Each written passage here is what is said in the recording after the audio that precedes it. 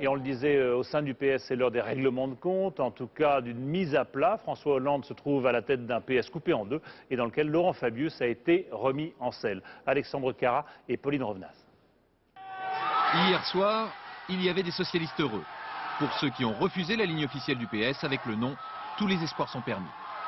C'est la gauche qui gagne, c'est la gauche qui progresse, c'est le rejet du libéralisme.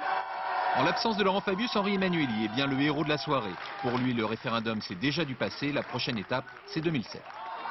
Je suggère que toutes les forces de gauche réfléchissent à la possibilité de travailler sans exclusive un programme de législature sur la base de leurs propositions respectives.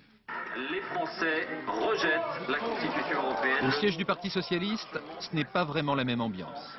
Tristesse sur les visages et amertume. C'est plus la tristesse que la déception.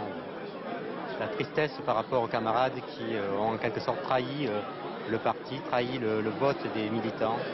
François Hollande apparaît fatigué par la campagne, affaibli par la défaite.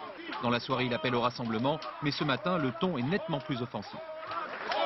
C'est pas un problème de personne, on le voit bien, même si certaines personnes ont fait un acte, à mon avis, grave, qui a été de ne pas respecter le vote des militants.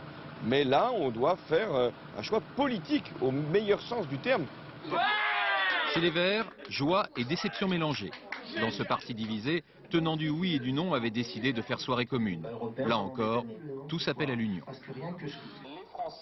Place du colonel Fabien, il y a longtemps qu'on n'avait pas vu une telle joie.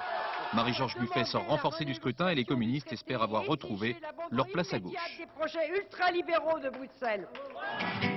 Pour fêter le non au référendum, il n'était hier place de la Bastille que quelques milliers. Un curieux contraste avec l'ampleur de la victoire du non.